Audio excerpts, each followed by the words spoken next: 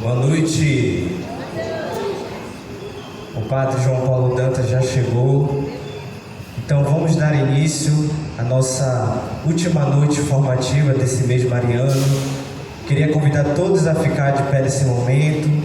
Vamos nos preparar para essa noite. Vamos nos preparar. Coloque a mão no seu coração. Vá acalmando o seu coração. Feche os seus olhos. Vá pedindo a força do Espírito Santo, a iluminação do Espírito Santo sobre você neste momento, sobre todos nós. Esse foi um mês cheio de graças para todos nós. Para muitos aqui que se consagraram, foi um mês com muitas graças derramadas pelas mãos de Nossa Senhora.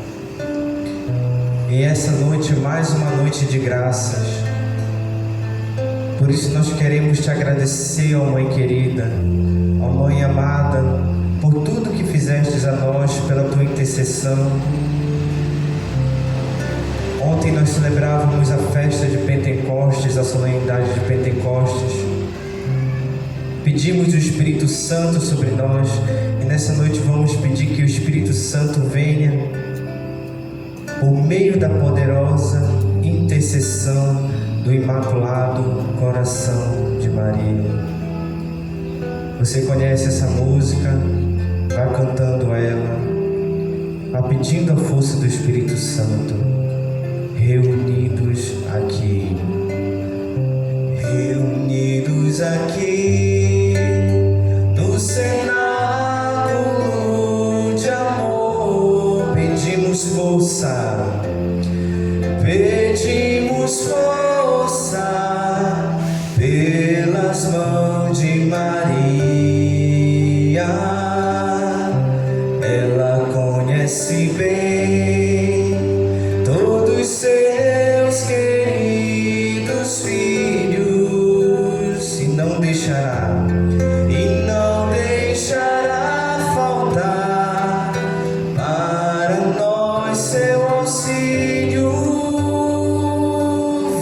Espírito Santo, vinde Espírito Santo, vinde por meio da poderosa intercessão do Imaculado Coração de Maria, vossa amadíssima esposa. Vinde Espírito Santo, por meio da poderosa intercessão do Imaculado Coração de Maria, vossa amadíssima esposa.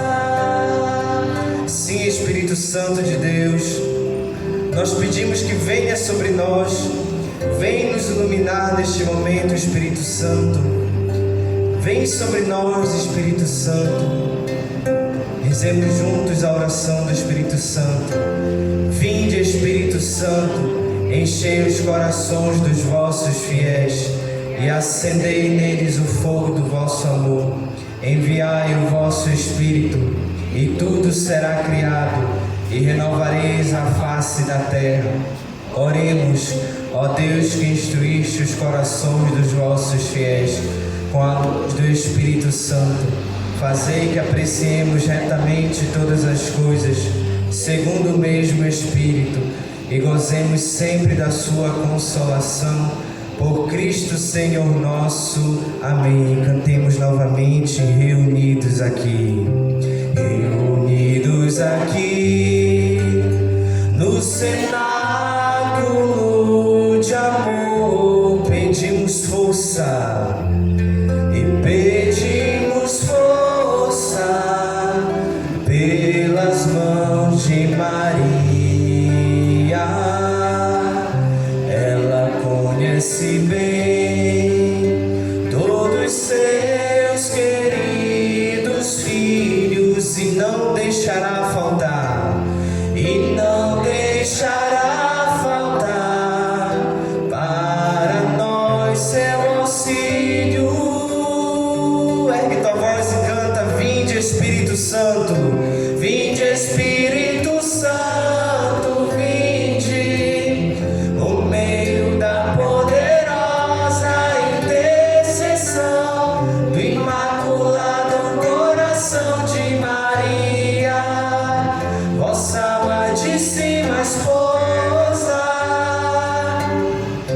Vinde, Espírito Santo, vinde, por meio da poderosa intercessão do Imaculado Coração de Maria, vossa amadíssima esposa, vossa amadíssima esposa. E cheios do Espírito Santo de Deus, nós queremos chamar aqui à frente o Padre João Paulo Dantas.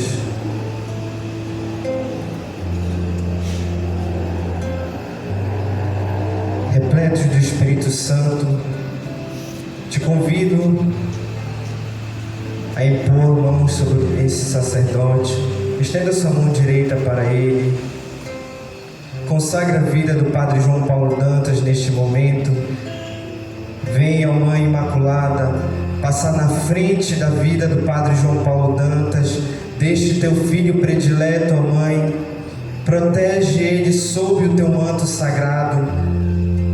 Traz o teu divino esposo, o Espírito Santo, sobre ele, que ele possa falar tudo o que provém de Deus. Ilumina o coração deste sacerdote, inflama o coração com um fogo abrasador. Que todas as palavras que saiam da boca dele sejam para a nossa santificação e gerem em nós frutos de conversão no caminho de perfeição. Rezemos esta Ave Maria consagrando a vida do Padre João Paulo. Ave Maria, cheia de graça, o Senhor é convosco. Bendita sois vós entre as mulheres, e bendito é o fruto do vosso ventre, Jesus. Santa Maria, Mãe de Deus, rogai por nós, pecadores, agora e na hora de nossa morte. Amém. Em nome do Pai, do Filho e do Espírito Santo. Amém.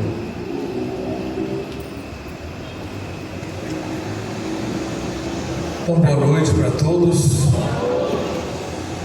Nos foi pedido para falar hoje à noite, como vocês viram lá no programa, né? Sobre os dogmas de Nossa Senhora. Então vou tentar, ao longo de mais ou menos 1 hora e pouquinho, nós vamos tentar apresentar o fundamental, né? Porque imagina, nós temos 4 dogmas. Então essa é a primeira informação, tem 4 dogmas sobre Nossa Senhora. Como é que eu vou falar muito profundamente os 4 ao longo de uma noite, né? Então já fica a sugestão para o ano que vem, né?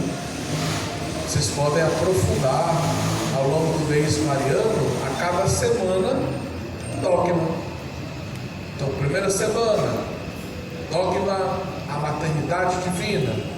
Segunda semana, a virgindade de Nossa Senhora. Terceira semana, a Imaculada Conceição. Quarta semana, a Assunção de Maria. Aí se tiver uma quinta semana, né, se calhar lá no dia que vocês escolherem, aí vocês fazem uma mesa redonda, né, para tirar as dúvidas, né, dos 4 dogmas. Mas bem, é um tema muito bonito. Então eu vou tentar no início primeiro explicar o que é um dogma, muito brevemente, porque a gente às vezes usa a palavra sem saber exatamente o que ela significa. Então, na igreja antiga, a palavra dogma era sinônimo de fé. Então, a nossa fé, ela é baseada em certas verdades que são como colunas vertebrais, como pilares sobre o qual tudo se edifica.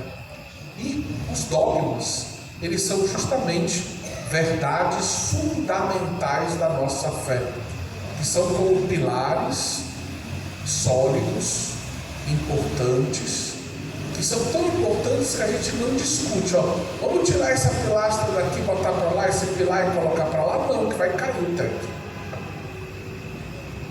Então é algo sólido, importante, que faz parte da estrutura da nossa fé, e que pela sua importância a gente sequer discute se o dogma fica aqui ou se sai, se volta aqui ou volta lá. Não, aquela solidez do dogma parte da estrutura, né? Vocês estão construindo aqui uma igreja.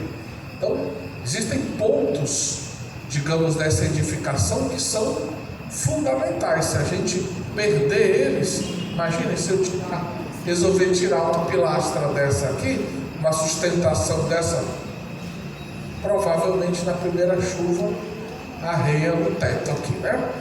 Então, um dogma é uma verdade fundamental, essencial da nossa fé católica, né? E a gente não discute se é verdade ou se não é verdade. A gente busca entender melhor. Então, a nossa questão como católicos não é se é verdade, se não é. É verdade, mas a gente quer entender melhor. Queremos aprofundar essa verdade, tá? Então isso, vamos dizer de modo muito simples, é o que significa dogma. É claro que os dogmas, quem é que proclama um dogma? É o magistério supremo da igreja, ou seja, é o Papa ou o Papa junto com os bispos, numa reunião solene do Colégio dos Bispos, que a gente chama de concílio. Um concílio, o último concílio, tem gente aqui que deve lembrar da época, né? O último concílio foi o Concílio Vaticano II, que foi celebrado de 62 a 65. Mas a Igreja Católica, ela já teve mais de 20 concílios ao longo da história. E a gente sabe que nós tivemos centenas de papas. Então a gente tem uma longa história, graças a Deus. Nós não somos uma igreja nascida numa garagem, num canto perdido da cidade. Nós somos a igreja que Cristo fundou. A igreja que Cristo fundou, aquele Cristo que nasceu da Virgem Maria, o Cristo que morreu na cruz, o Cristo que ressuscitou. Esse Cristo fundou a igreja e nós fazemos parte dela. Essa igreja ela tem 2000 anos. Então, ao longo desse tempo, desde Pedro até Francisco, foram centenas de papas, 260 e tantos papas. Mais de 20 concílios celebrados. E em determinados momentos da história, a igreja precisou dizer que uma verdade crida por ela era essencial. Então a igreja proclamou, através do concílio ou de um papa, uma verdade da fé como dogma, como essencial, dizendo: vejam, prestem atenção, não discutimos mais sobre essa verdade. Essa verdade aqui, ela é revelada. Todos devem crer nela, ela é essencial e fundamental para nós. Agora ninguém mais vai discutir se é ou se não é. A gente vai apenas buscar entender melhor, aprofundar aquela verdade.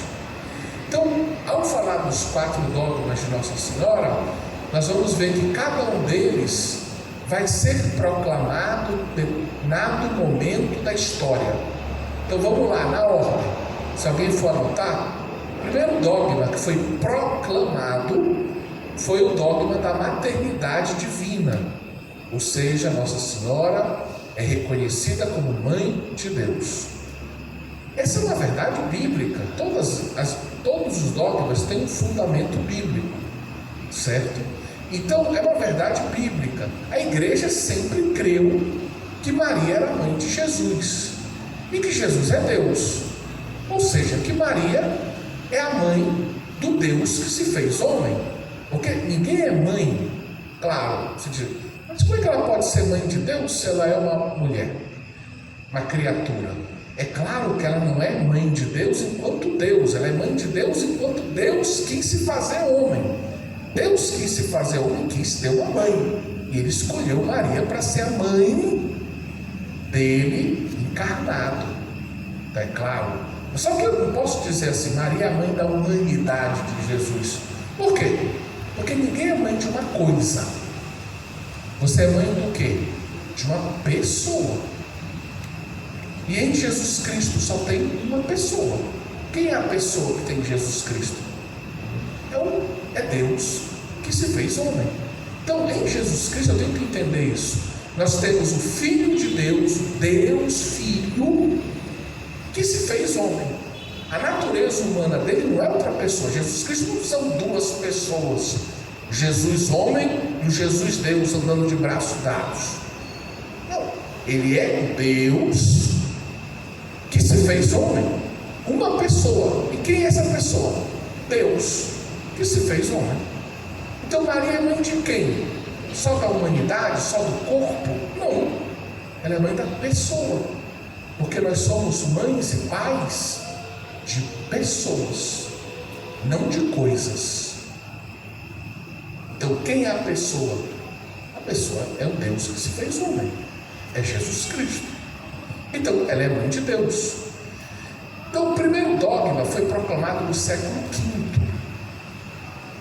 no ano 431, durante um concílio celebrado na cidade de Éfeso. Éfeso, na época, até hoje você pode visitar Éfeso, eu tive a oportunidade de visitar, até hoje você vai lá, você vê que a cidade era imensa. Ainda existe uma parte da cidade com população, mas a parte antiga da época, ela hoje é um grande museu arqueológico. Você visita a biblioteca, visita o teatro, visita o anfiteatro, visita o Odel, que era o local que tocava música, visita os templos, as ruas.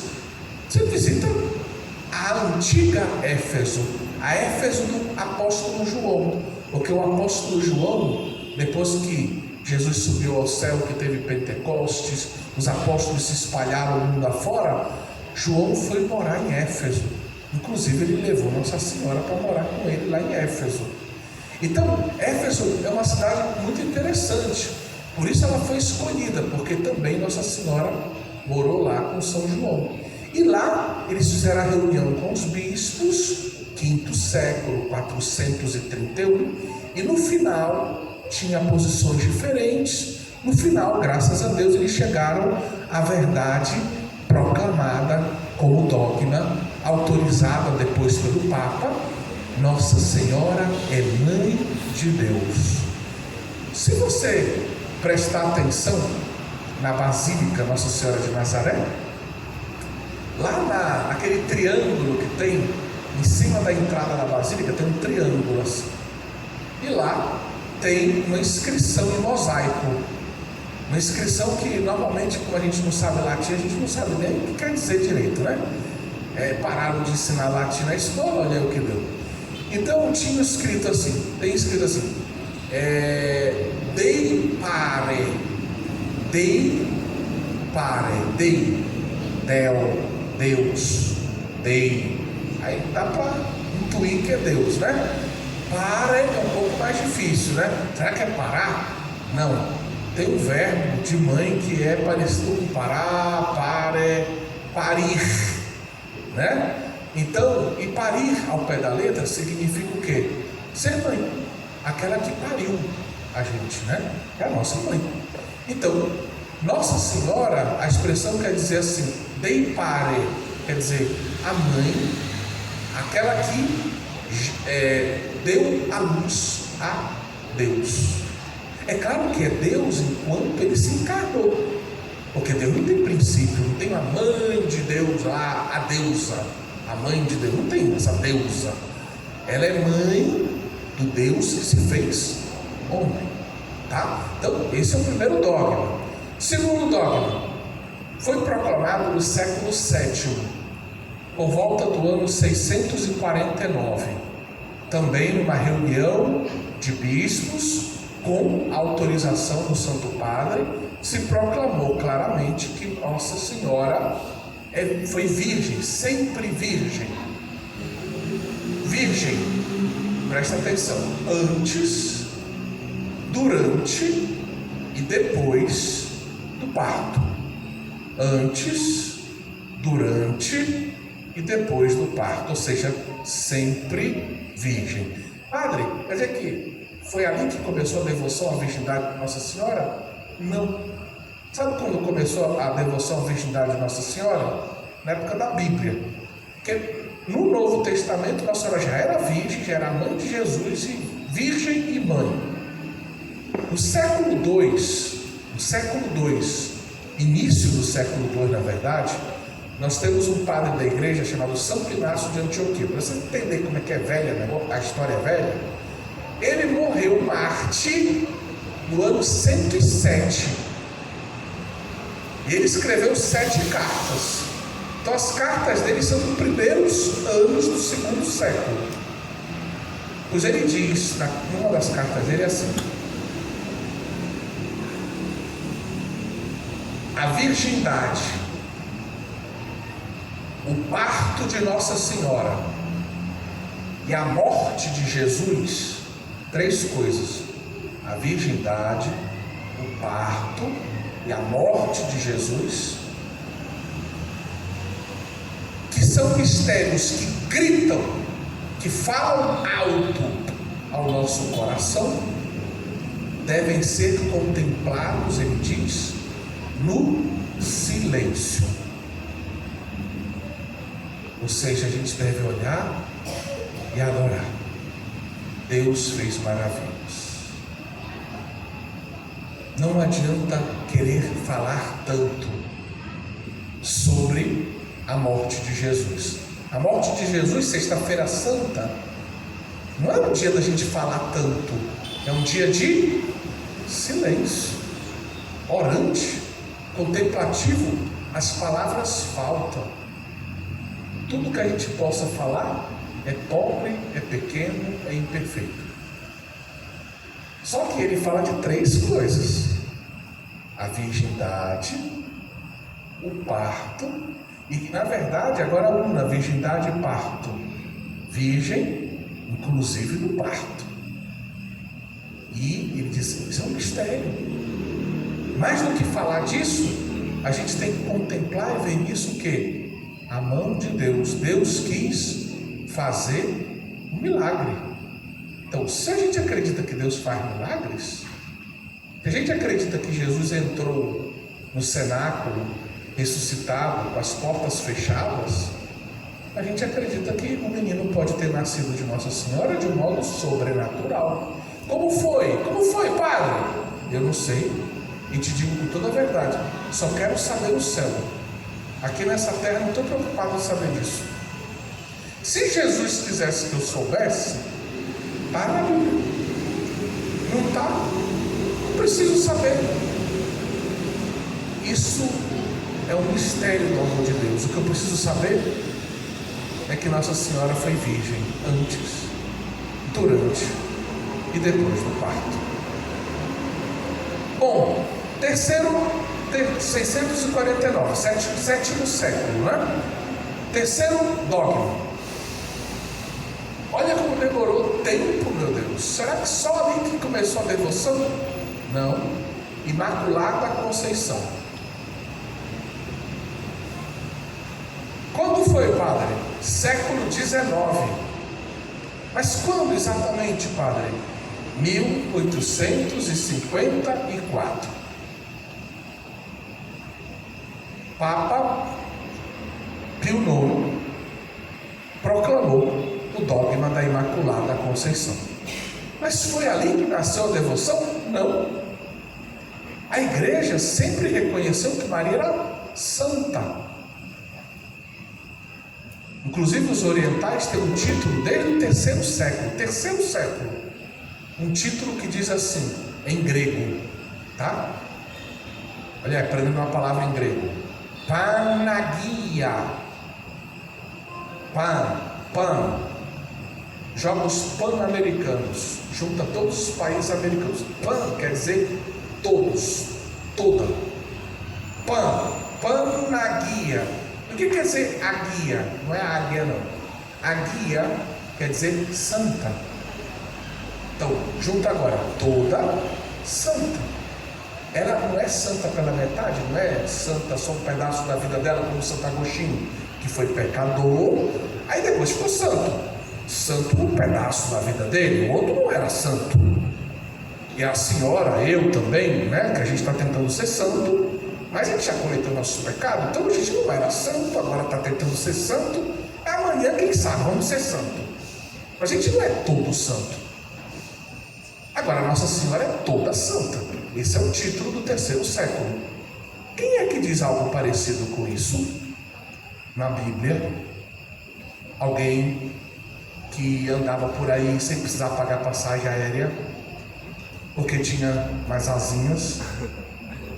O anjo Gabriel, exatamente. O anjo Gabriel disse o que para Nossa Senhora? Logo na saudação inicial: cheia de graça. O que quer dizer cheia de graça? Plena de graça. Plena de graça quer dizer, não tem lugar para outra coisa, não tem lugar para pecado, não tem lugar para o que é contrário à graça. Qual é o nosso problema? O nosso problema é que a gente fica entre a graça e o pecado. Pecado e graça. É Deus derramando a graça, a gente pecando. Aí peca, aí perdoa e graça, pecado, graça, pecado. Então a nossa vida é quase um forró entre graça e pecado. Livrai-nos Deus disso, né? A gente tem que tomar a decisão pela santidade. Mas a vida de Nossa Senhora não foi assim. E justamente a vida de Nossa Senhora foi toda santa, cheia de graça. Não tinha lugar para o pecado, não tinha lugar para a maldade, não tinha lugar para nada contrário a Deus. Nossa Senhora toda santa.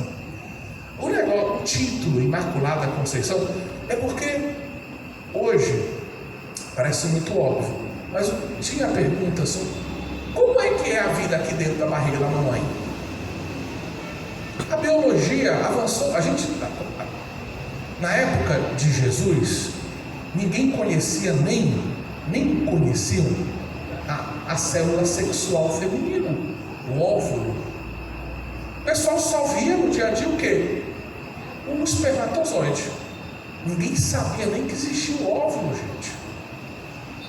Então, dentro de um contexto de conhecimento, se achava que a vida estava dentro do homem.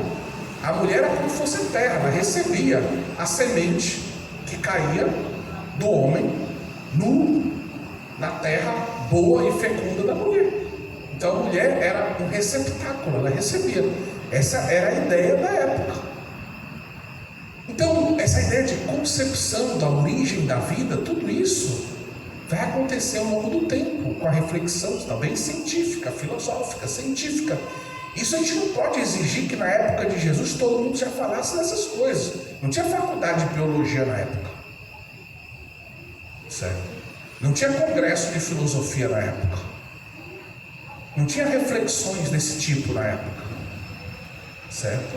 Então os primeiros cristãos, eles não estavam preocupados assim. Quando é que começou a vida de Nossa Senhora? O que eles sabiam é que ela era toda santa, cheia da graça. Mas desde quando? Aí começa, ao longo dos séculos vai começar a pergunta: quando é que a vida começa? Quando nasce? Não, começa lá dentro da barriga. Mas quando? 9 meses antes. Sim, então Nossa Senhora já era santa ali. Se ela é toda santa, ela também já era santa ali.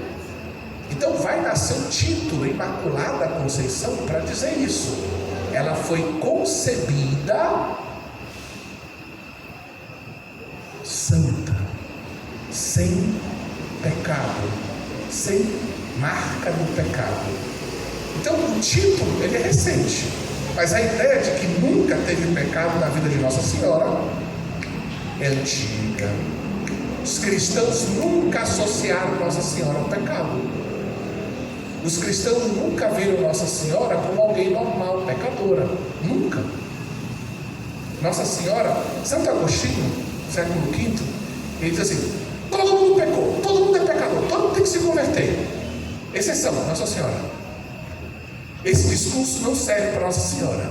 Ele não tinha o título Imaculada Conceição ainda, não tinha o dogma proclamado, mas ele, pela fé católica, ele diz: não, Nossa Senhora não entra nesse discurso. Nossa Senhora é diferente da gente. Nossa Senhora foi sempre cheia da graça, sempre santa. Então, apesar de não ter o título Imaculada Conceição, tinha o quê? A concepção, a ideia de que Nossa Senhora nunca teve nada de pecado com ela. Ponto. É a mesma coisa, só que não tinha um título. Quarto dogma: Assunção de Nossa Senhora ao céu. Quando foi? Assunção ou dogma? Assunção, bom, a gente não sabe a data exata, né? Mas foi lá no primeiro século. O dogma, 1950. Não vou perguntar quem já estava nascido nessa época, tá? 1950 foi proclamado o dogma da Assunção. O dogma da Assunção diz o quê? Que no final da vida de Nossa Senhora foi, por um privilégio divino, elevada ao céu de corpo e de alma. Ou seja, que ela está no céu de corpo e alma. É um privilégio, um caso diferente de todos nós. Por quê? Porque meu pai ainda não morreu, minha mãe já faleceu. Minha mãe faleceu, eu espero, né? Ela morreu de uma forma muito santa, com todos os sacramentos, está no céu. Mas o corpo dela eu vi apodrecendo na terra. Porque eu fui inclusive pegar os restos dos ossos para levar lá para a catedral, botar no ossuário lá na catedral. Então, o nosso corpo fica aqui na terra. Esperando o que, padre? A ressurreição dos mortos. Porque vai acontecer a ressurreição da carne, não é isso que a gente diz no credo? Então, a gente crê na ressurreição da carne. Agora, a minha alma, se eu agir como um bom cristão, vou para o céu. Se eu fui um cristão marromeno, é bem provável que eu vá parar no purgatório. Agora, se eu andei de braço dado com capeta, aí, né, oremos, né? Não vou dizer onde é que é provável que a gente pare, né? Então, não quero nem dizer esse nome. Mas, então, a gente quer ir para o céu, nossa vocação é ir para o céu. Então, Nossa Senhora é diferente. Santo Inácio de Loyola, Santa Faustina Kowalska, estão lá no céu, santos, mas estão lá no céu de corpo e alma? Não. Estão só de alma lá, feliz na vida, contemplando Jesus misericordioso, né? Rezando o texto da misericórdia aqui por eu, por mim e por você, né? Mas eles estão lá, muito bem na vida. Nossa Senhora está lá com eles? Está, mas ela está acima deles. Por quê? Porque ela já está de corpo e alma. Nossa Senhora já vive o que a gente só vai viver quando Jesus voltar. Sabe aquela, quem tem que fazer a oração? Maranatá, Jesus volta logo, esse mundo está se acabando. Volta, Jesus, volta logo para a tua glória, né? Quando Jesus voltar para julgar, vem na glória, vai julgar céu e terra, todo mundo vai passar por esse julgamento, todo mundo vai ver toda a verdade, toda a justiça vai se cumprir, não vai ter ninguém que escape, né? Político corrupto vai tudo se lascar nessa hora, né? Pode o tribunal X, Z, W proteger aqui na terra, mas vai tudo pagar quando Jesus voltar. Jesus voltando, toda a justiça se cumpre. E aí, todos nós vamos ressuscitar, ou para a vida feliz, ou, Deus nos livre, para a vida infernal, para o inferno eterno. Então, entendamos, Maria já está nessa vida feliz, final, corpo e alma. Ela já é tudo que a gente vai ser. Então, quando eu olho para Maria, é como se eu olhasse e Deus dissesse assim: olha, essa aqui é minha mãe, essa é tua mãe. Olha para ela. Olha para ela. Olha para ela. Ela é a minha vontade para a tua vida. O que eu quero da tua vida é o que você já vê nela. Se una a sua mãe, trilhe o caminho dela, que vai dar aqui. Você vai ser como ela, tal mãe, tal filho. Então, essa é a Assunção. Você queria falar uma pergunta ali? Queria fazer uma pergunta aqui, levantou. Diga. Padre, e a questão das pessoas que são cremadas? As pessoas que Interrogação. depois, depende, né, meu filho? Situação depende muito. E o que a igreja diz sobre ser cremado? Hoje está virando moda por duas questões. Teve a pandemia, e aí a galera não tinha nem opção em alguns casos, né? Eu conheço gente que chorou porque cremaram meu marido. Foi assim, foi um desrespeito que aconteceu. E nem precisava. Tá bom, na época ninguém sabia, todo mundo apavorado, deixava fazer tudo, né? Mas ok, não precisava, mas foi feito. Nesse caso, não acontece nada. Por quê? Acelerou o processo natural do corpo. O corpo ia virar pó. Houve uma aceleração artificial, queimando o corpo, tá? Agora, o que a gente pode dizer sobre o ordinário? O ordinário é o cristão entender que o corpo dele deve ir para a terra mesmo, para o cemitério, e tudo isso tudo é piedoso, como uma semente vai para a terra e vai puxar, vai se desfazer. E todo esse processo natural é bonito. Da terra viemos, da terra voltamos. E um dia o nosso corpo vai ressuscitar. E aí o que sobra dos restos mortais, normalmente a gente tira um, coloca no ossuário, num local que a gente possa visitar, que a gente possa rezar, num local que tenha algum tipo de religiosidade, né? Um local que não pode ser assim, do lado da churrasqueira, né? Assim, para a gente ouvir pagode e ficar vendo lá os restos mortais do nosso avô. Olha aí, vovô, dança aí com a gente. Não. Então tem gente que é doida e faz esse tipo de coisa, né? Então, nós católicos temos respeito até pelo que restou do corpo, de um corpo que foi batizado, de um corpo que foi crismado, de um corpo que foi alimentado pela Eucaristia, de um corpo que foi templo do Espírito Santo, de um corpo que está esperando a ressurreição dos mortos, de um corpo que fez parte de uma pessoa, e esse corpo tem toda uma dignidade. A gente tem que ter esse respeito, esse cuidado. Agora, o que o catecismo diz? Que a cremação é um recurso possível, desde que ele não seja uma manifestação da falta de fé na ressurreição dos corpos. Eu não estou nem aí para isso, que não tem corpo mesmo, glorioso, se lasca. Agora, hoje tem uma pressão econômica e de praticidade. Meu filho não é muito religioso, ele vai me visitar no cemitério, eu vou logo me cremar para ir logo para o meu ponto final, né? E também sai mais barato. Aí o pessoal pensa só no bolso e não pensa na fé. Como o bolso é um dos últimos pontos do homem que se converte, né? Então é bem capaz de ter gente aqui que se faz cremar só para não gastar R$200 a mais. Mas por que pede para ser cremado? Porque a pessoa quer praticidade, normalmente. Mas se a gente fizer catequese sobre a importância do nosso corpo ir para a terra, aí a gente muda de ideia, né? Bem, mas o assunto não é crematório, né? Que Nossa Senhora não passou por crematório, graças a Deus, ela está lá no céu de corpo e alma, e a gente deixa os crematórios aí para quem precisa, né? Então, os 4 dogmas são esses aí. Agora eu queria iluminar a inteligência dos dogmas, tá? São 4 dogmas. 2 deles estão muito unidos.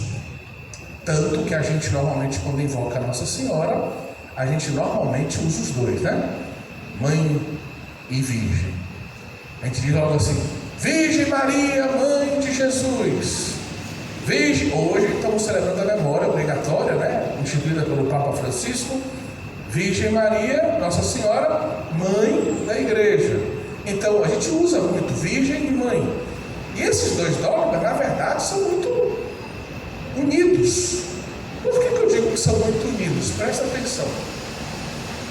Porque é grandioso ser mãe de Deus, né? É grandioso. Poxa, todas as israelitas, as jovens israelitas, esperavam essa ideia, né? Poxa, quem vai ser a mãe do Messias? Quem vai ser a mãe do Salvador? Poxa, eu vou morrer um ponto. Será que vai ser ela? Será que vai ser eu? Será que vai ser não sei o quê? Né? Se imaginava, inclusive Israel na época, que a mãe do Messias certamente essa mulher, não qualquer, né? Uma mulher especial, uma mulher virtuosa, uma mulher bem religiosa, uma mulher, entre aspas, santa. Mãe do Messias, do Salvador, né? Mas entendam que o Messias Salvador não era entendido por Israel como Deus que se fez homem. Então, Nossa Senhora vai ser a mãe do Salvador, do Messias, que é mais do que aquilo que se esperava. Ele não era só um rei, ele não era só um profeta, ele não era só um sacerdote, ele era tudo isso, mas muito mais. Ele era o próprio Deus que se fez homem. Então, entendam, as coisas ligadas a Deus eram todas santas em Israel.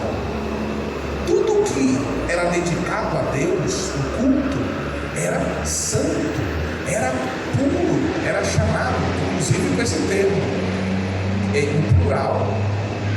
Deus santo quer dizer Kadosh. Kadosh é santo. E as coisas que pertencem a Deus, que tocam o culto de Deus, que estão a serviço da liturgia de Deus, eram chamadas de Kedushim. Kadosh, Kedushim. Kedushim, esse im, no final é o plural do hebraico. Eram as coisas santas que pertencem ao santo. Porque só coisas santas podem ter contato com o santo.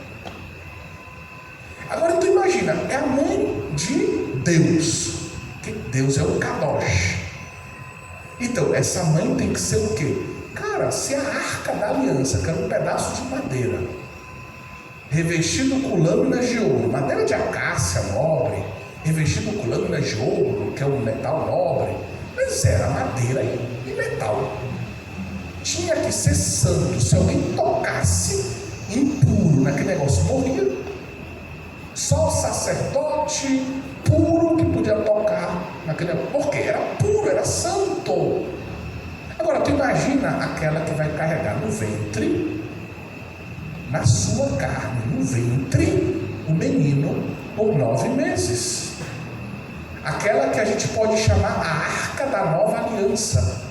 Não ia ficar no ventre dela as tábuas aonde Deus escreveu, que já é santo, porque Deus escreveu nas tábuas da lei, o decálogo. Quem ia ficar no ventre dela era o próprio Deus que escreveu as tábuas da lei. Não eram as tábuas escritas por Deus, mas é o Deus que escreveu as tábuas. Então é claro que ela tinha que ser santa. A mãe de Deus, a mãe. E aí, o que é a virgindade? Entendamos, a virgindade tem um duplo significado aqui. A virgindade diz o seguinte: primeiro, a virgindade diz, foi um milagre. O menino que nasceu não é filho de José. O menino que nasceu não é filho. João, no prólogo de São João diz assim: não é filho da carne, não é filho do sangue, não é filho do homem. Ele é filho de Deus. Então o menino que nasceu dela não nasceu naturalmente. Ele não tem um pai biológico. Ele tem só um pai, Deus. A virgindade de Nossa Senhora é o selo de que a obra é de Deus. Quem fez tudo foi Deus. A virgindade de Nossa Senhora diz: não foi ela que tomou a iniciativa, foi procurar o marido. Não foi um homem que tomou a iniciativa, foi Deus que a escolheu, tomou a iniciativa e, com o sim dela, com a permissão dela, gerou pelo Espírito, no ventre dela, o Verbo encarnado. Então a virgindade de Nossa Senhora diz um milagre.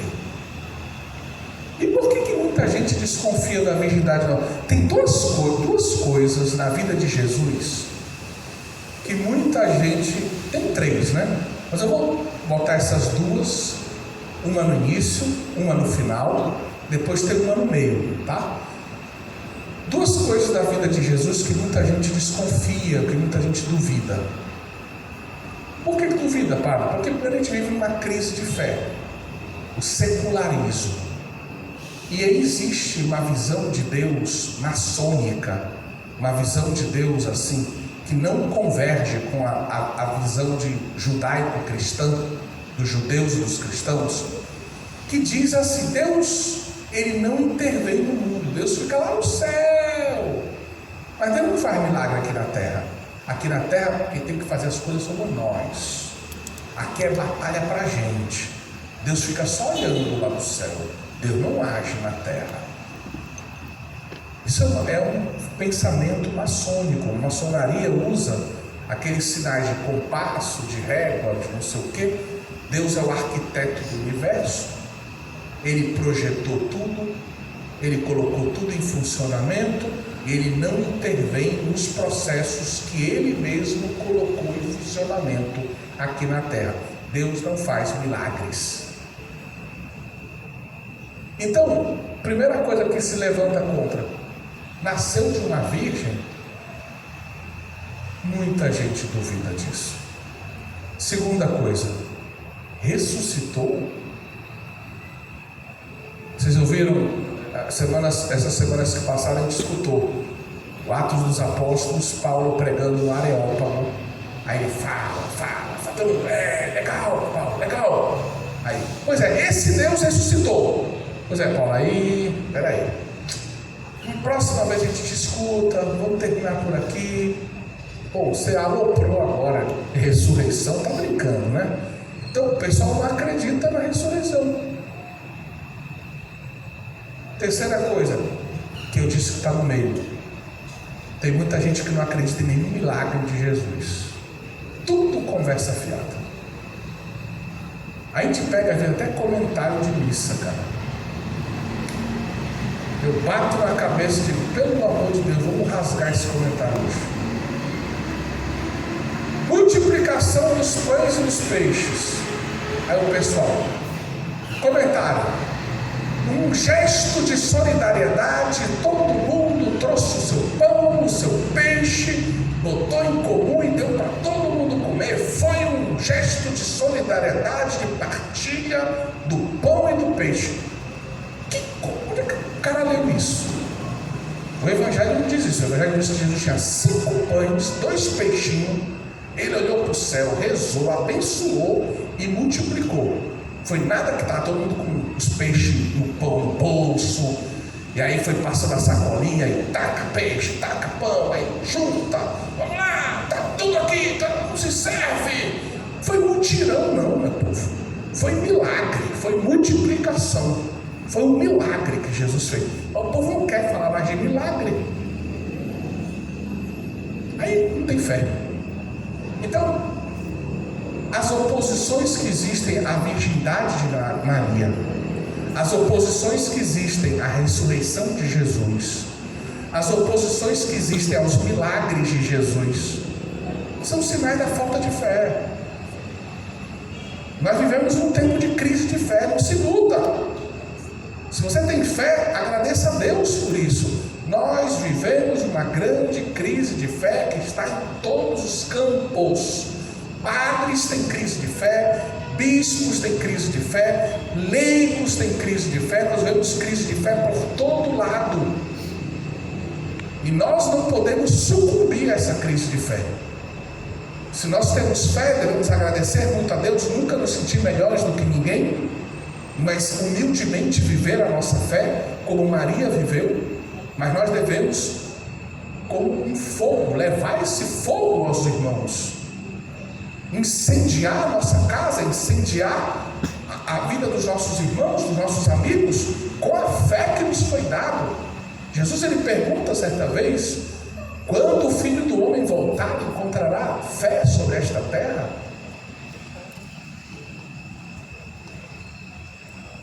E é o que está acontecendo. Muita gente está arrefecendo na fé. Por que só tem isso aqui de gente aqui hoje? Por que as nossas missas não tem briga para entrar? Nas Mercedes eu nunca vi briga para entrar na igreja. Ainda não vi. Quer dizer que cabe todo mundo que vai lá, não devia caber. Porque se todo mundo que é católico tivesse fé e fosse para a missa, tinha que ter briga, tinha que ter senha o tempo todo. Na pandemia faz senha. Então quer dizer, é claro que tem uma crise de fé. E a virgindade de Nossa Senhora muitas vezes é atacada por causa dessa crise.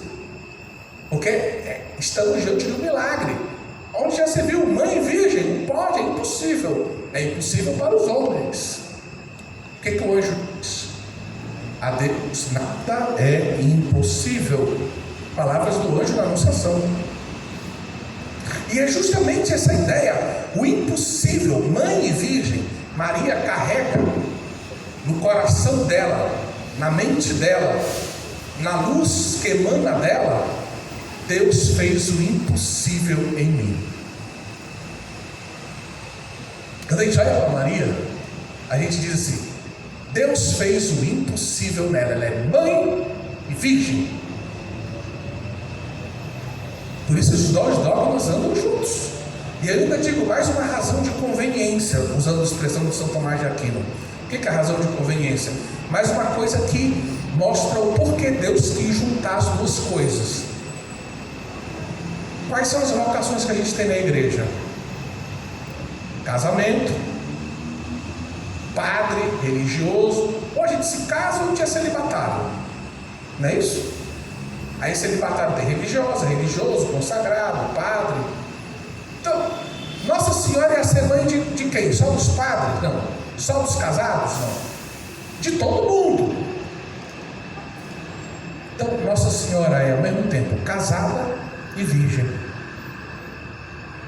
Ela entende quem é mãe, ela entende quem é esposa, ela entende quem é virgem, ela entende todo mundo pode se aconchegar com ela e dizer: poxa, está difícil o meu casamento, está difícil viver a virgindade nesse mundo sem vergonha, está difícil. Mãezinha, ela entende a gente, ela é mãe dos virgens, ela é mãe dos casados.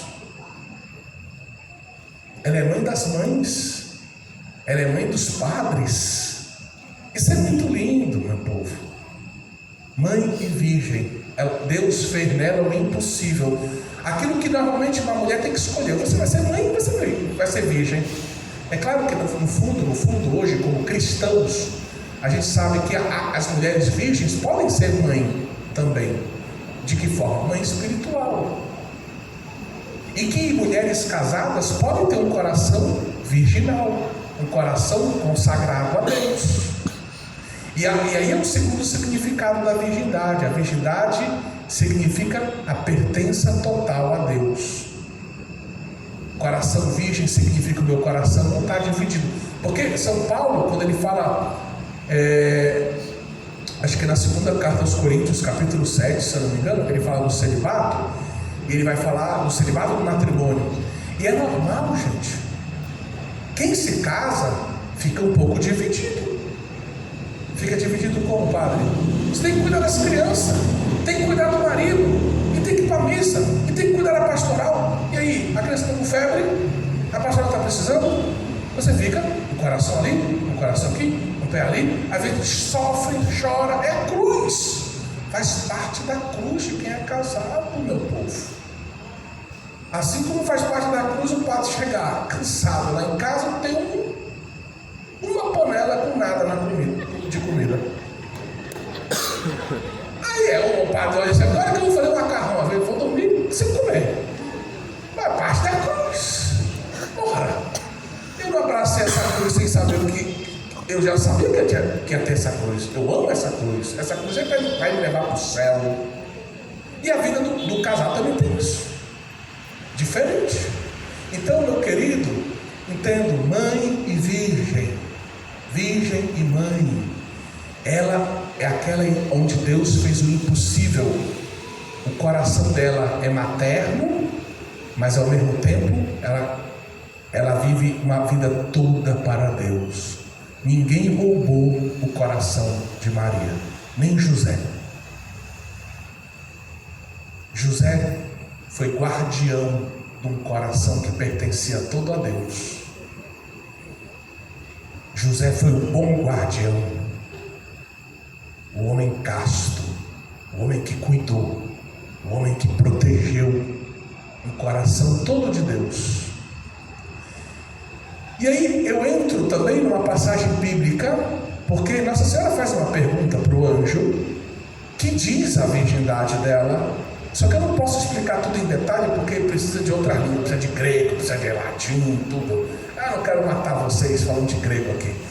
Mas, não hoje à noite, quem sabe outro dia. Mas veja, Nossa Senhora faz uma pergunta para o anjo: como se fará isso se eu não conheço homem algum? Aí pergunta: o que ela quis dizer com isso? Não conheço homem algum? Ela não sabe quem era o pai dela? Ela não conhecia São José, a noiva dele não conhecia? É claro, conhecer não é no sentido de conhecer, ter visto o homem, pelo amor de Deus, Maria não vê numa caverna.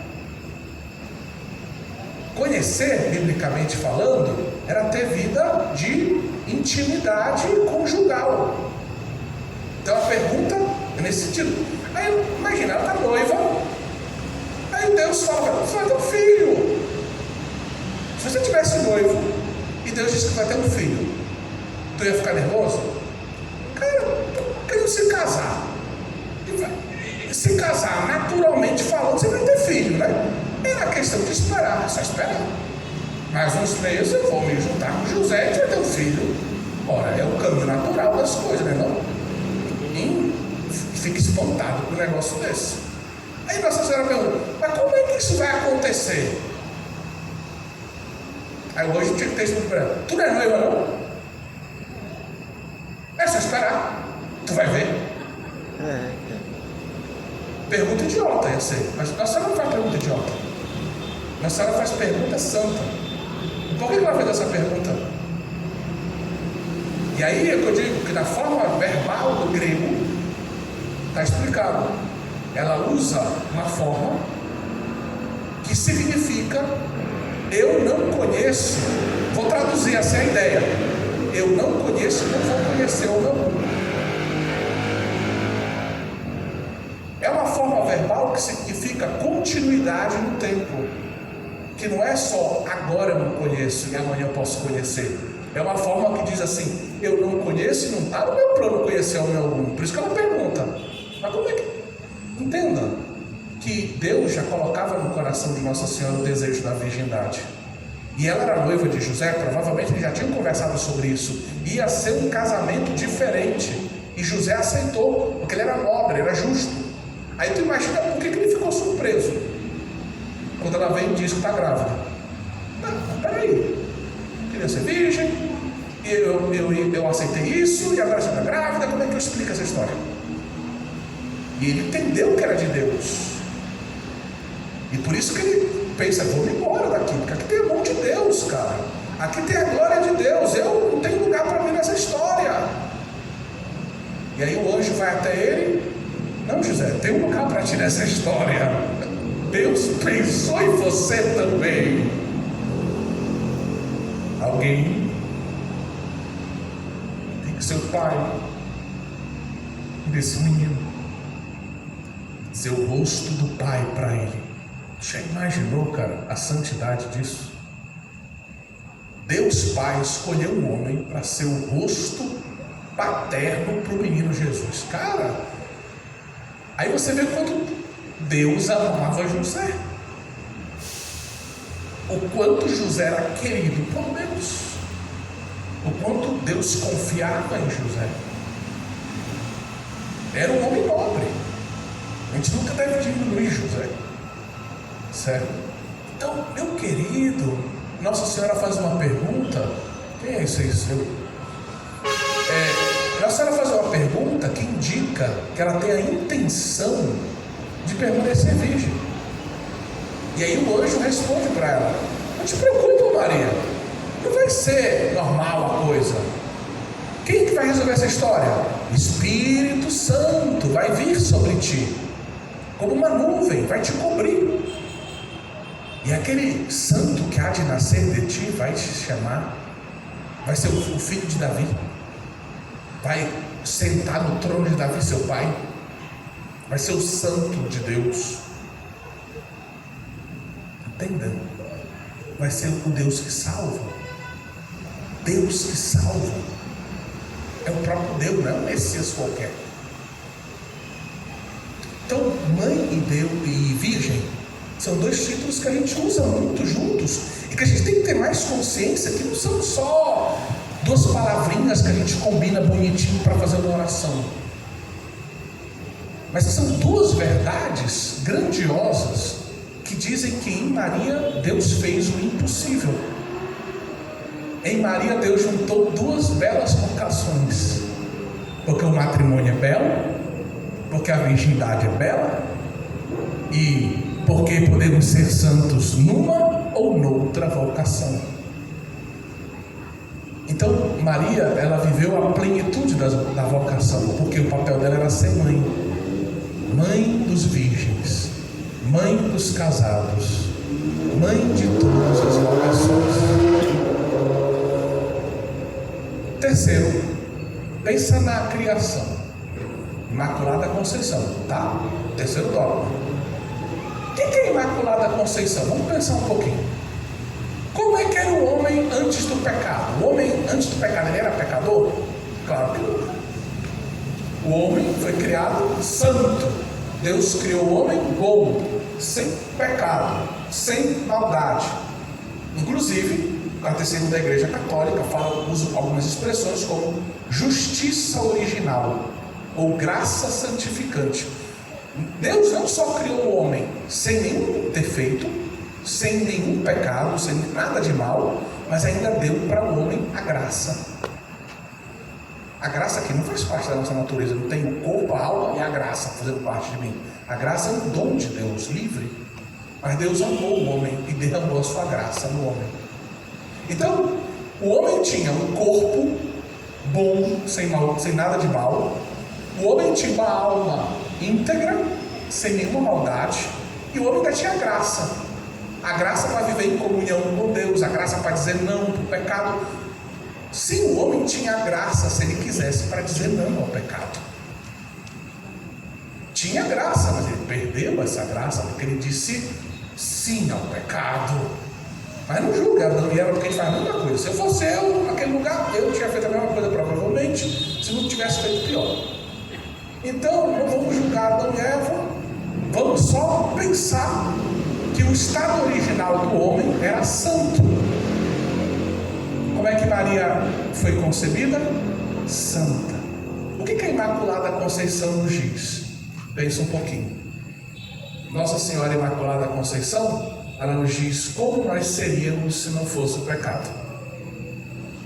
Ela é aquela que é concebida sem pecado e que diz assim: olha, se não fosse o pecado, vocês iam ser que nem eu, imaculados também. Já pensou que vida boa, né? Sem pecado, sem concupiscência, sem maldade, sem impureza, sem pensamento desvairado, sem querer matar ninguém. Que maravilha! Sem falta de paciência, sem inveja, sem orgulho. Esse é um paraíso, essa vida. Então a Imaculada Conceição nos recorda como seria a vida do homem antes do pecado. Então preste atenção, Imaculada Conceição, como seria a nossa vida antes do pecado? Maria é um retrato de como seria a nossa vida antes do pecado. Vamos para a Assunção agora. 100 anos depois, na verdade 96 anos depois, 1950, quarto dogma, Assunção. Nossa Senhora subiu ao céu de corpo e... Muito bem. Subiu ao céu de corpo e alma, foi associada a seu filho Jesus. É claro que o seu filho, olha, se eu tivesse uma mãe como Maria e fosse para o céu, tu acha que eu não ia levar ela comigo? E olha que eu sou ruim, sem vergonha, impuro, sou pecador, orgulhoso, tudo isso. Jesus, Deus, terminou a missão dele. Maria fez tudo o que Deus quis. Disse: mocinha, vem cá, venha reinar comigo aqui. Trouxe ela, corpo e alma, né? Como a gente vê aqui. Depois coroou ela como rainha do céu e da terra. Mas veja, Nossa Senhora assunta ao céu, o que é que ela nos revela?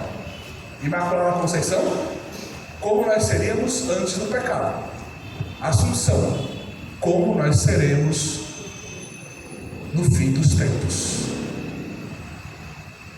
Quando Jesus voltar, quando a gente ressuscitar, quando estivermos na glória de corpo e alma, Maria já diz como vamos ser, Maria diz como seríamos e como vamos ser. A santidade da origem, a santidade que nos espera. Cara, é demais, né? Então a gente olha para Maria, a gente vê o alfa e o ômega, o início e o fim, a santidade do início, a santidade do final, naquela que Deus fez o impossível, mãe e virgem, naquela que, se abrindo para a palavra de Deus, se manteve totalmente consagrada a Deus. O coração era todo de Deus. A gente usa muita expressão totus tuus, né? Todo teu, Maria. Mas Maria também dizia: sou todo teu, ó Deus, sou toda tua, ó Deus. Ela era toda de Deus. E é por isso que a gente pode ser todo dela, porque tudo que é dela é Deus. E sendo todo dela, ela nos entrega a Deus, e nós somos, por meio dela, todos de Deus. Nosso totus tu se dirige a Jesus no fundo. Por Maria, com Maria, em Maria, São Luís Maria Grignion de Montfort, tratado, né, da verdadeira devoção. Diga.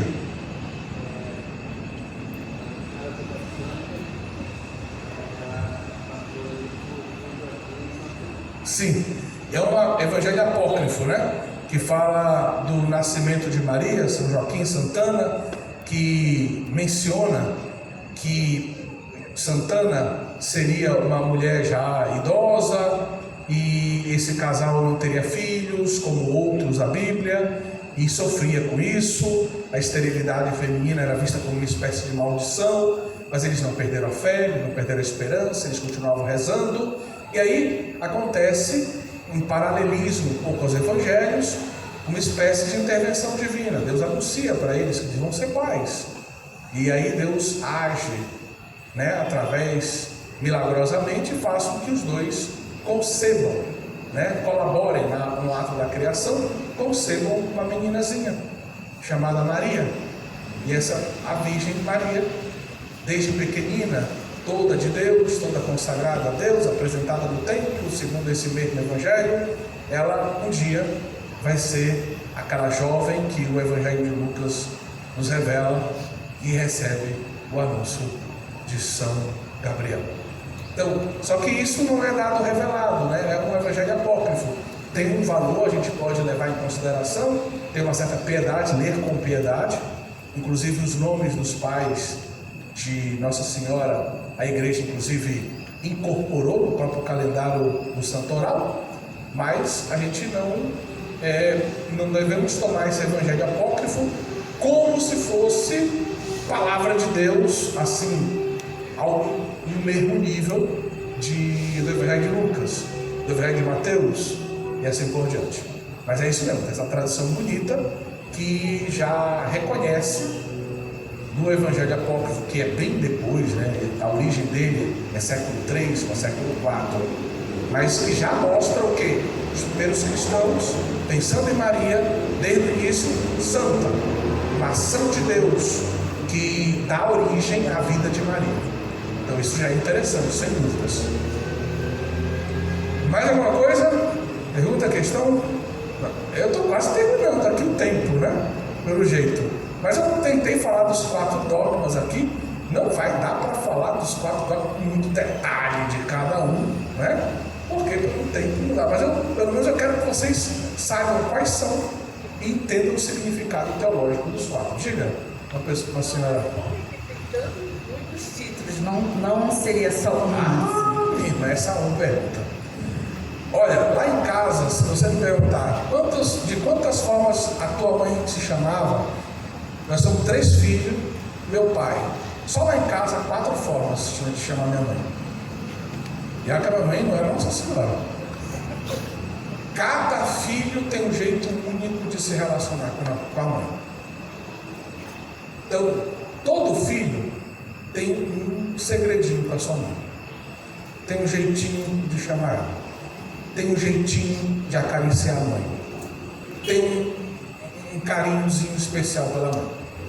Aí você imagina Nossa Senhora com tantos filhos ao longo dos tempos, de línguas diferentes, de culturas diferentes. Todo filho quer representar a mãe, fazer um desenho da mãe, dizer o quanto a mãe é preciosa. Então a gente tem que levar tudo isso em consideração. Alguns títulos são bíblicos: Mãe de Deus, Virgem, Santa. São títulos que a gente encontra os fundamentos na Bíblia. Mas antes de falar das aparições, a gente tem que, na devoção mariana, vai surgindo, o Espírito de Deus vai colocando outras ideias. A minha mãe, por exemplo, era a minha grande advogada. Meu pai chegava às vezes zangado: quem foi que fez isso? Aí eu já me tremia, né? Aí eu já, olha, foi o fulano, mas olha, foi sem querer que ele fez, né? Não deu uma chinelada nele não, né? E olha que eu era um peixe, não merecia ter errado uma chinelada grande, né? Mas a minha mãe me defendia.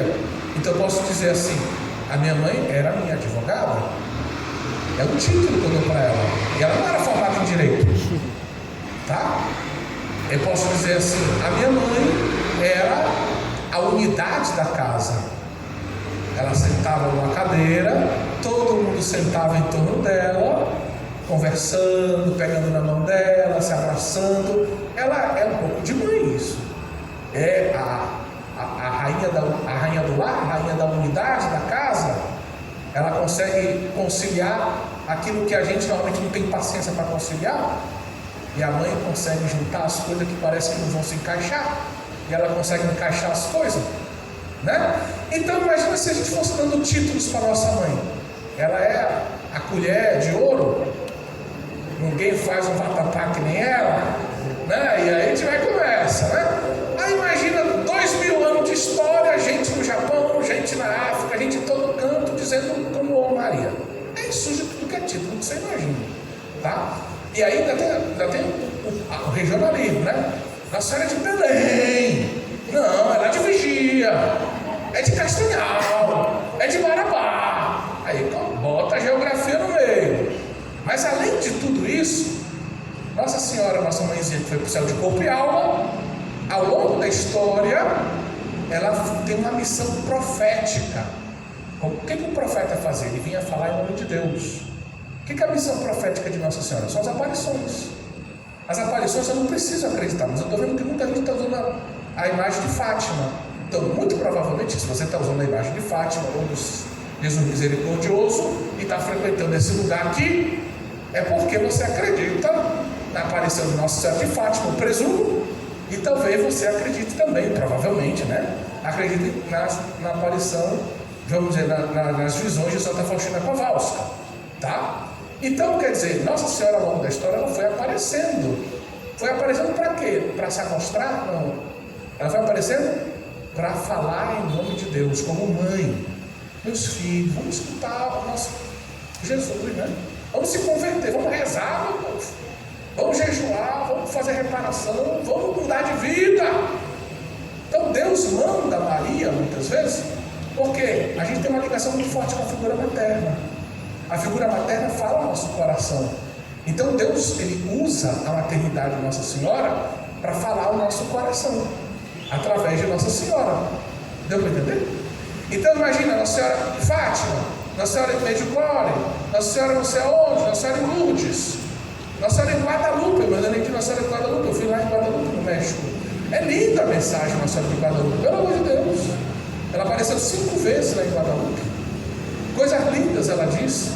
Ainda deixou aquela imagem maravilhosa que não foi feita por artista nenhum.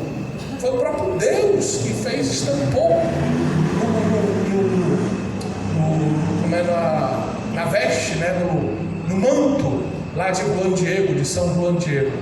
Então, quer dizer, aí lá eles vão falar em mexicano, é a morenita, é a morenazinha, aí vão chamar ela da Guadalupana, e a gente aqui tem a Nazinha, e tem não sei o quê. Aí, meu amigo, é título que não cabe em livro nenhum, né?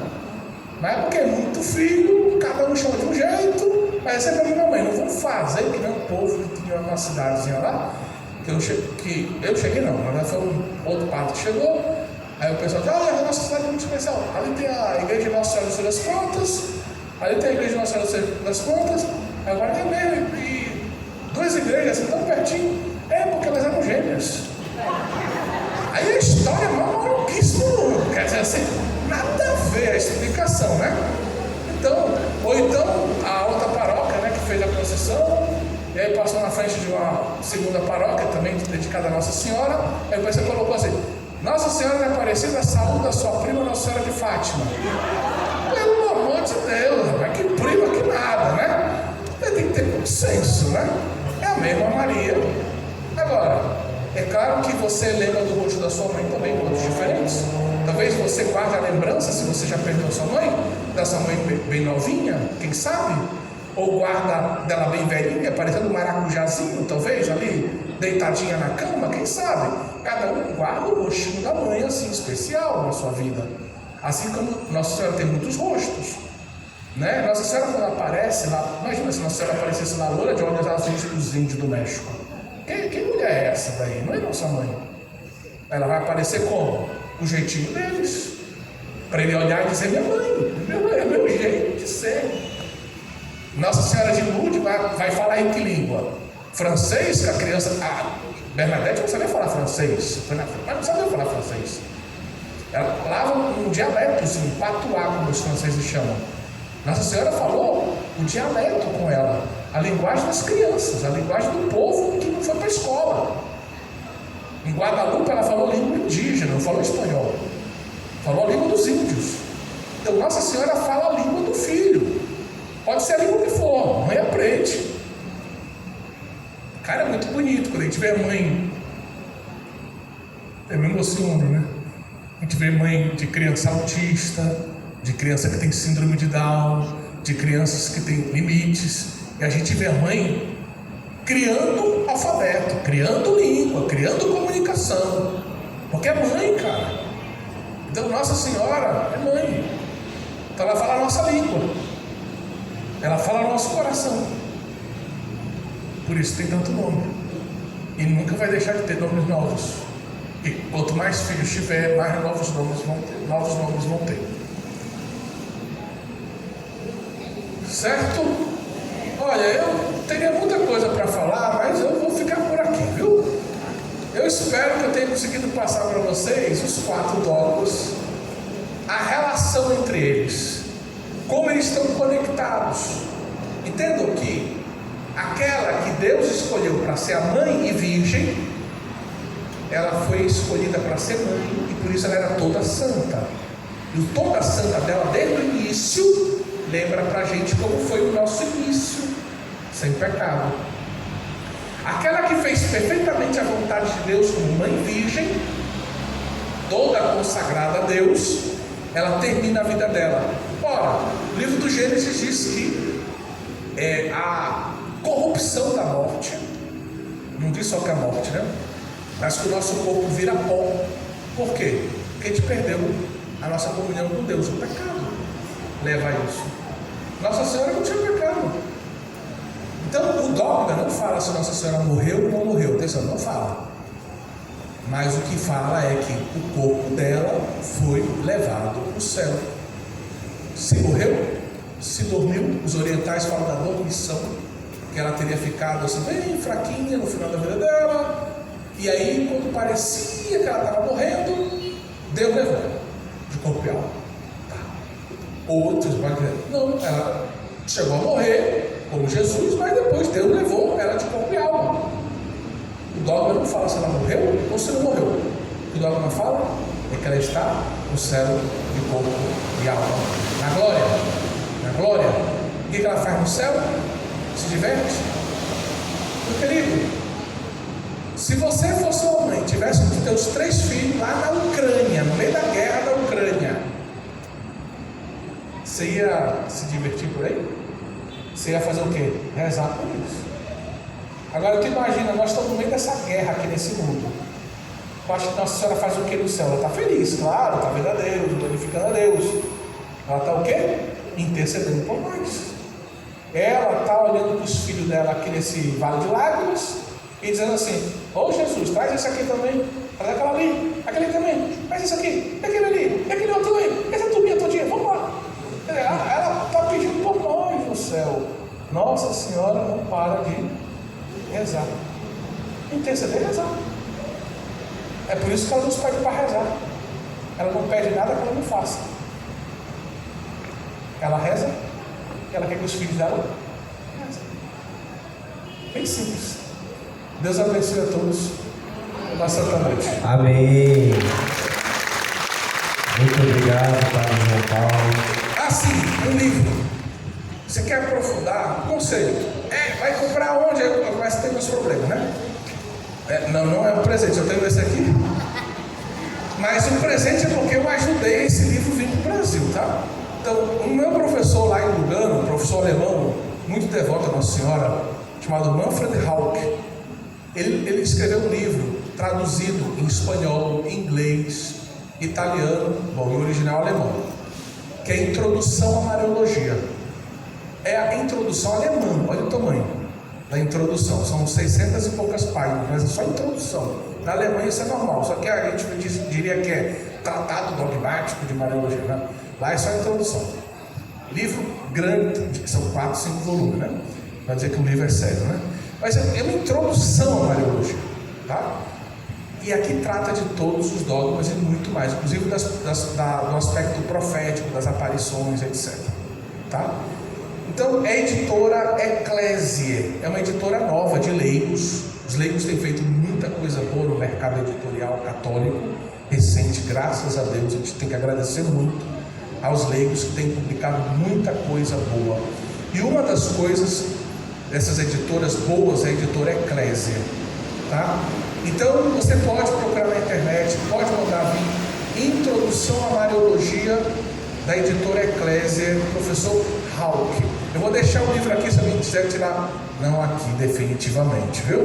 Por alguns minutos, se alguém quiser tirar a foto, ele vai ficar aqui, tá bom? Mas a gente vai terminar rezando, né? Rezando, porque é rezando que a gente começa, é rezando que a gente termina, e rezando a gente vai ser santo. Amém. Nós queremos muito agradecer aqui a sua presença, Padre João Paulo. Nós queremos agradecer a Deus por esse mês de graças. Foi um mês de muitas graças aqui na nossa paróquia e sobre todos nós. Nós te louvamos, ó Pai Santo, falando com as suas palavras agora. Vá falando no seu coração. Nós te louvamos, Senhor, por nos ter dado esta mãe querida, esta mãe abençoada, esta mãe que intercede por nós, que nos protege, esta mãe que está sempre cuidando de nós. Nós te louvamos, Senhor Deus do Universo, por nos ter dado a graça de ter Nossa Senhora como nossa mãe, que aos pés da cruz, que do alto da cruz tu entregaste ela como mãe para nós. Nós confiamos em teu patrocínio, mãe querida. Nós confiamos na tua intercessão e na tua proteção. Nós nos entregamos inteiramente a ti, de corpo e alma, o valor das nossas boas obras. Nós confiamos na tua misericórdia e na tua intercessão. Por isso vamos rezar esta Ave Maria, agradecendo a Deus por todas as graças que Ele concedeu a nós, por esse mês e por essa caminhada dos novos consagrados que se consagraram esse mês que se inicia. Vamos consagrar nossa vida mais uma vez rezando esta Ave Maria. Ave Maria, cheia de graça, o Senhor é convosco. Bendita sois vós entre as mulheres, e bendito é o fruto do vosso ventre, Jesus. Santa Maria, Mãe de Deus, rogai por nós, pecadores, agora e na hora de nossa morte. Amém. Glória ao Pai, ao Filho e ao Espírito Santo, como era no princípio, agora e sempre. Amém. Uma salva de palmas para Nossa Senhora. Viva Nossa Senhora! Viva! Padre João Paulo, muito obrigado pela sua presença. É uma graça, eu considero assim que é uma bênção de Deus a sua presença aqui na nossa paróquia. Porque quando nós fomos confiados a missão de elaborar este cronograma desse mês mariano, veio no nosso coração e da mamãe esse tema dos dogmas. E a gente pensou em quem poderia falar esse tema tão complexo, né? Aí eu falei, mãe, será que o Padre João Paulo Dantas, será que ele vem? Não custa tentar. E quando ela foi falar com o Senhor, né, o Senhor prontamente aceitou. Então, foi uma bênção para nós aqui. Então, muito obrigado mesmo pela sua presença. E nós não temos ouro nem prata para agradecer ao Senhor, mas nós temos um presente para lhe dar. E eu espero de coração que o Senhor ainda não tenha esse presente. Então é um singelo presente que nós temos aqui para o Senhor, em nome de toda a paróquia, do nosso pároco, Padre Ulisses, esse presente como carinho, como agradecimento pela sua presença e por essa formação de hoje. Uma salva de palmas.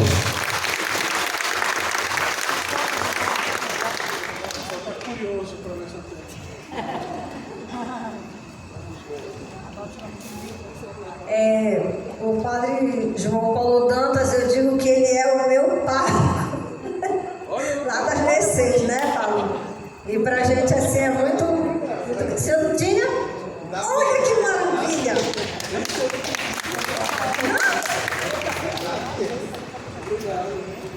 O senhor vai gostar.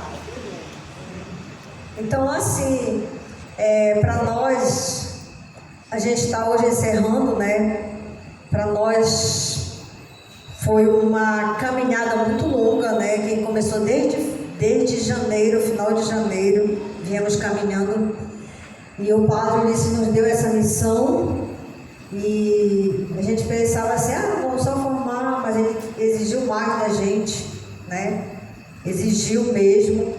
E a gente correu atrás, com a graça de Deus, que ela passa na frente, porque a gente sempre coloca as coisas tudo na mão dela, né? Todas as coisas na mão dela. E hoje nós encerramos aqui, só com glórias a Deus, porque é tudo a Ele, né? Todas as glórias, todas as honras, encerrando com esse grande louvor que é trazer o Padre João Paulo Dantas.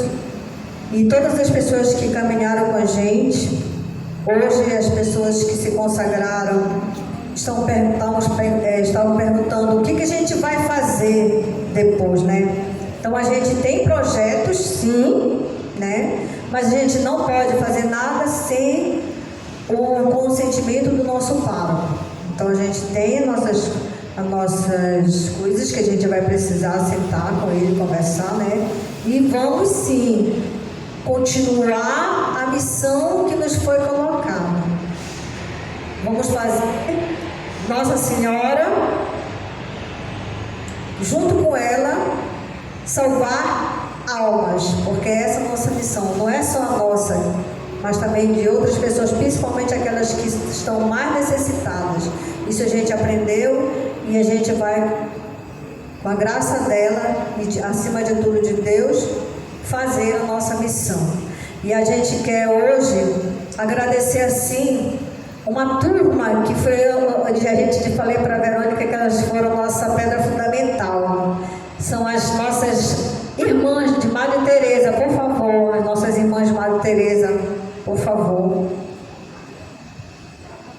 Né? Eu disse quando elas chegaram aqui, né, eu disse, Nossa Senhora trouxe a consagração para cá, que a gente nem esperava. Quantos anos eu queria me consagrar, nunca conseguia. Aí eu disse, mãe, acho que eu não vou ser sua consagrada nunca não, porque é longe, só tem longe. E a última vez que eu tentei, a dona Rita, a senhora já leu o livro, eu vou fazer para a senhora fazer lá para a Cidade Velha, não sei nem com que não, dona Rita, eu não quero, eu quero estudar para fazer. E de repente, as irmãs lá da Madre trouxeram essa graça e a gente assim, tem vocês no nosso coração, porque é uma gratidão eterna, porque a consagração é para sempre. E vocês, tudo que vocês nos deram, a gente hoje, vocês nos geraram, e hoje a gente gerou novos frutos. E a gente reza juntos para que haja mais frutos a serem gerados. Amém? Então é essa a gratidão que a gente vai tecer. O nosso convidado vai dar a bênção, aí ele vai fazer um lanchinho. Enquanto isso, o João Antônio vai fazer o sorteio da imagem, que a gente tinha, né, para quem participou do Consagra-te. E depois vamos fazer outros brindes que a gente trouxe aqui para as pessoas que vieram convidadas e as que já estão, tá bom? Então a principal é essa imagem aqui, que a gente tá aqui, bem aqui os nomes, olha, é separado, tá bom? Ela é um tesouro que vocês vão levar para casa, tá bom? Olha, meu povo, consagrar-se a Nosso Senhor pelas mãos da Virgem Maria é muito sério. Tem muita gente que fica só preocupado com a correntinha da moda, né? Assim, aqui ou acolá. Mas olha, a correntinha diária, a correntinha que nos une coração a coração, Nossa Senhora, é essa daqui. Então não deixe de rezar o terço, o rosário, a Ave Maria, o que aparecer, né? O que der, reze, né? E não deixe de rezar pelos padres. Nós precisamos não só de quantidade de padres, né? A gente precisa de qualidade. Nós precisamos de padres santos. E também é aqui que os padres santos começam, rezando, rezando e rezando. Então rezem, rezem. E quando não tiver mais força, rezem, né? Rezem. O Senhor esteja convosco. Pela intercessão da bem-aventurada Virgem Maria, desça sobre cada um de vós, sobre vossas famílias, sobre vossos amigos, sobre toda esta paróquia, a bênção do Deus Todo-Poderoso, Pai, Filho e Espírito Santo. Amém. E viva Nossa Senhora! Viva! Deus abençoe. Quem é essa que avança com a aurora? Nossa Senhora, temível como o exército em ordem de batalha, brilhante, brilhante como o sol e como a lua, mostrando o caminho aos filhos seus. Minha alma glorifica ao Senhor. O meu espírito exulta, exulta em Deus, meu Salvador.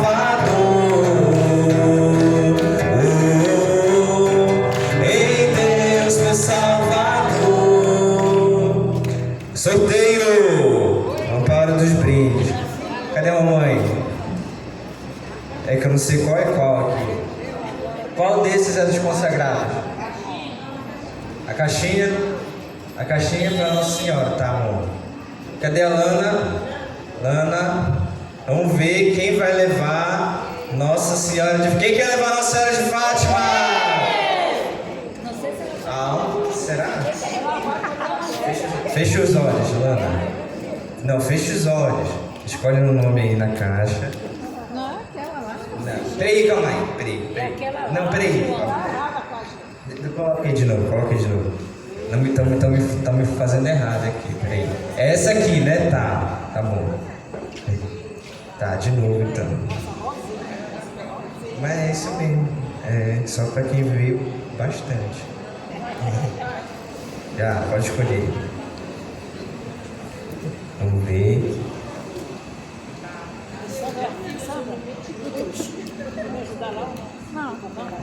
Quem vai levar Nossa Senhora de Fátima é uma mulher. É uma mulher. Começa com M. M. Claro, começa com M. E aí? Não é Maria. Quem ganhou Nossa Senhora de Fátima foi a dona Miracilene. Uma salva de palmas. Nossa Senhora de Fátima foi para a dona Miracilene. Ó. Tá bem, tá já? Tá bem, tá? Não, aproveita que o padre tá aí, dona Mira.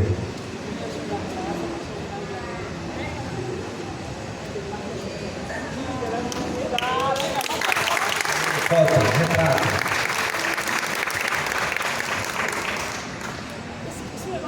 Lembrando que depois tem lanche, café, suco, refrigerante. Aí, muito bom. Tá, essa aqui é de quem? Essa aqui é de quem? Essa aqui é de quem? Tá, não, mas é o que isso aqui?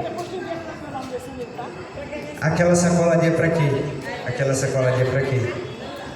Nada. Tá. E cadê o brinde especial que a gente vai sortear? Cadê o brinde? O brinde especial. Tá. Agora vem o... Esse aqui é pra todo mundo, viu? Esse aqui é pra todo mundo.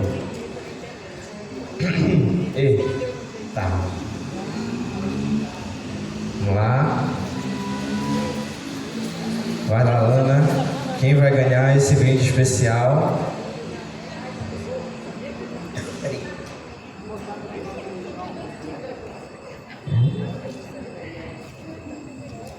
Eu não entendi isso.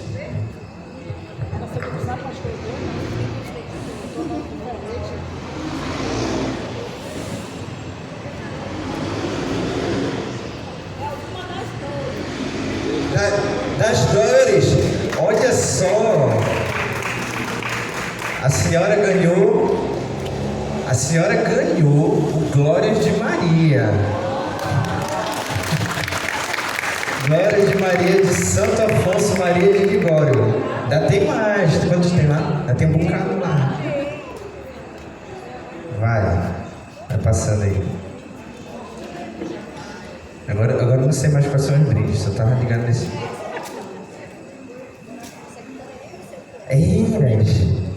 Que sei. O próximo vídeo vai pro Seu José da Madre. Seu José da Madre. Seu José. Homem cheio de vigor.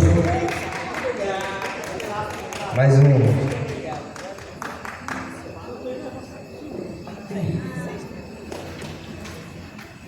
Próximo brinde vai pro Eduardo. Quem é Eduardo? Eduardo M. Não veio? Tá, legal. Show. Próximo.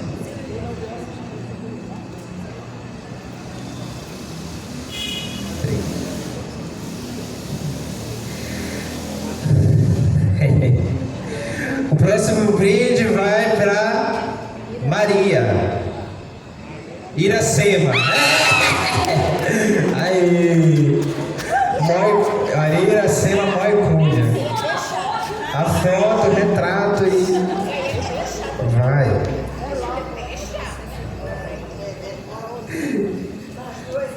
Próximo brinde. Cadê o próximo brinde? Tá aqui. Aqui, pega aí. Próximo sorteado foi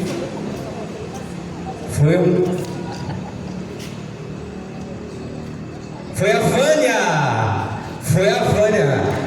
Parabéns. Já tem mais.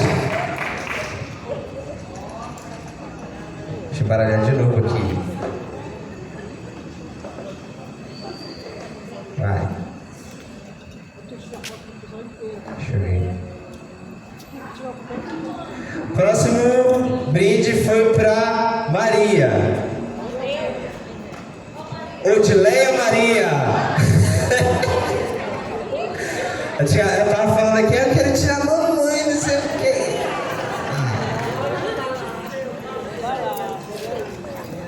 Pronto, já tirou o tamanho, agora eu vou deixar aqui pra ela.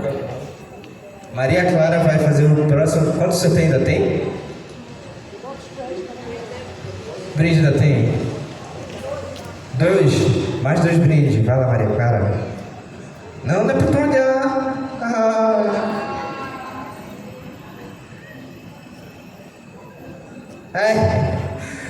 Próximo brinde vai para amiga da Dona Rita, a Leila. Aí, Leila Sabino. Último brinde último brinde, né? Último brinde vai para, vamos ver.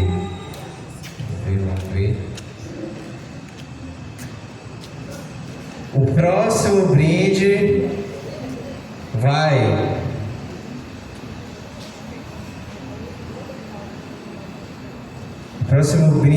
para Nazaré.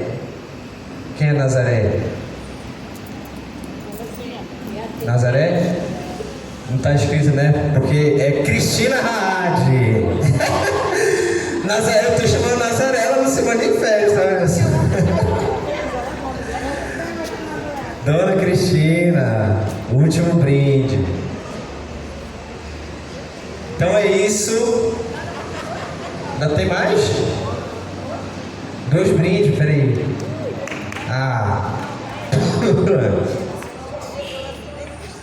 Que é? Dá pra colocar no carro, hein?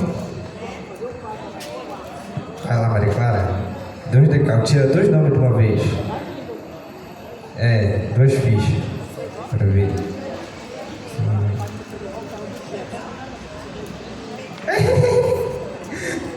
Dá outro aí. Cadê o outro nome? Tira mais aí. Já vou falar, peraí. Um decalque vai para a senhora Márcia Souza. Dona Márcia, Danise Teixeira. Aí. E o último decalque, por incrível que pareça, quem ganhou foi o padre João Paulo Dantas. Ele ganhou. Um decalque muito bonito para o senhor, padre.